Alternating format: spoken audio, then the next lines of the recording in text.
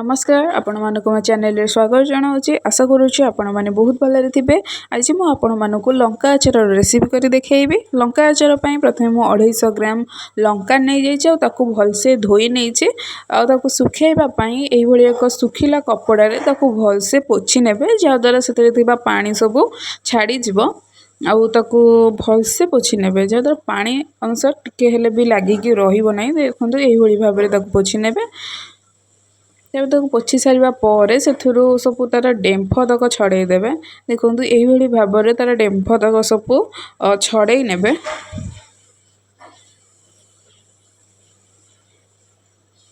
देखो गोटी गोटी कर एमती सब ही छड़ेदेवे डेम्फ गुड़ाक। तो डेम्फ छड़ेदेले कौन हम ना जिते आम तेल मसला सब आचार दबा तो सेगुरा सब भलसे लंका सहित मिसी पार। डेम्फ रही कौन हम ना तार मिसवे टे असुविधा हम तो आम डेम्फ गुड़ा सब छड़े देवाटा ही भल हम। तापर आम लंका गुड़ी को यही भाव में काटी नवा काटिदेवा द्वारा मसला गुड़ा सहित भलसे मिसी पार। चेष्टा करेंगे यही भाव में काटी नवाक।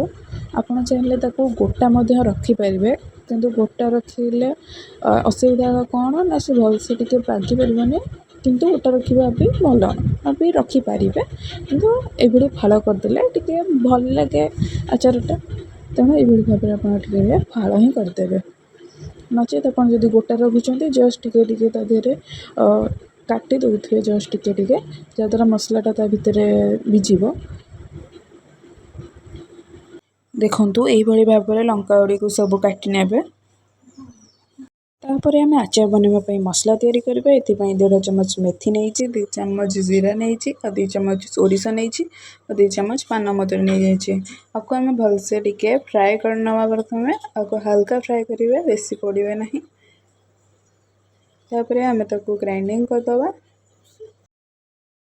देखो ताको यही भाव में ग्राइंडिंग करदे जमी बहुत भलसे ग्राइंडिंग होपर आम लंकार स्वाद अनुसार लुण दबा।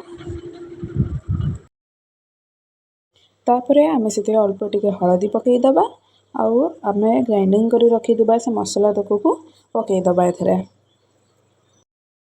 तापर आम से अल्प किसी कला जीरा ऐड करनबा। तापर आम गोटे पैन नहीं से अल्प सोरिष तेल को गरम होगापी छाड़नवा।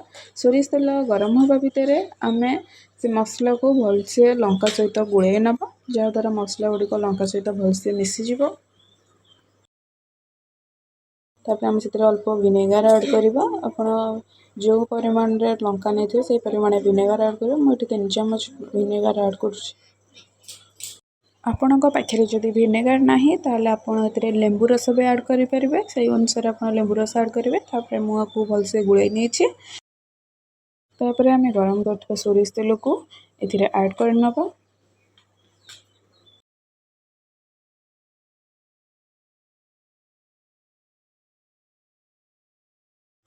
तापर आम भलसे टिके गुड़े नवा। यही भाव में आप धीरे धीरे भलसे गुड़े ने जहाद्वारा मसला गुड़िक भलसे तादे मिसी पार।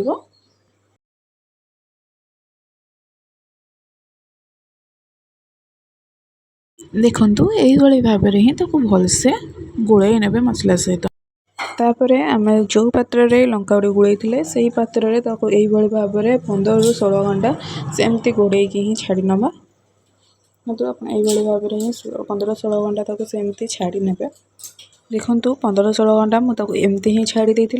देखु मसला गुड़िक किपरि भलसे पागी जाइए मसला गुड़िक ता सहित भिजी जाइए।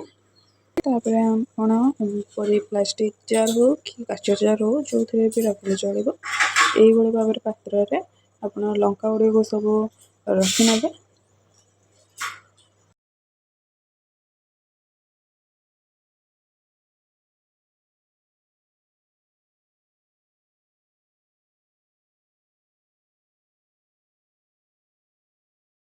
देखो मैं सब लंका गुड़ी को जार रखीदे। तापर यही भाव में मुँह देकी आम टे खरार नहीं रखी नवा। खरार आपने 4-5 दिन रखी ने जहाद्वारा से भलसे पागिज रही। देखा नेक्स्ट ब्लॉग रे आचार रेसिपी केमती लगला निश्चय कमेंट कर जणाइबे।